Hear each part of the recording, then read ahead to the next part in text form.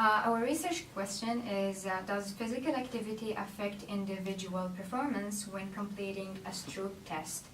So basically we are interested in this study because we want to see if physical activity influences cognitive processes and specifically interference in the reaction time of the task.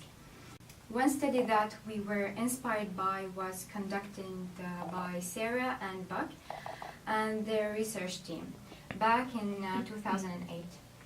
They did a study on whether aerobic exercises has an effect on the performance of the Stroop test, but they tested on children. Our hypothesis is that exercise will increase performance on the Stroop test. We speculate that this is what will happen because when you exercise, you increase oxygen flow to your brain, and we know without oxygen in your brain, it's kind of difficult to think. Alright, so for our method, we use an experimental design as it is the best way to see if the physical activity does in fact have an effect on the Stroop test performance. We use experimental design as it helps control for all conditions and accounts for internal validity. And we are also going to use a random assignment to assign participants to either a control group or the experimental group. Okay, so the dependent variable we'll be manipulating for the study will be for participants to either participate in physical activity or be still before the task. People will be randomly assigned via a die to either be in the experimental group of exercise by doing jumping jacks for a full minute or control group of sitting in front of a blank screen. So the dependent variable we are measuring is the brain's reaction time, and we operationally define this by the amount of time it takes to complete the Stroop test. So obviously this is a good measure of our hypothesis because if you're just reading a simple list of words, for example, that wouldn't assess the processing of your brain.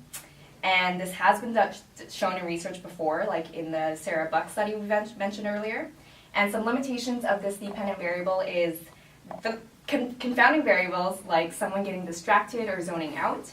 When people are colorblind, the Stroop test wouldn't be able to accurately measure that, or if they misinterpret instructions as it is a counterintuitive task. The controls for a study are to eliminate distractions by turning phones off and making sure that participants are not talking.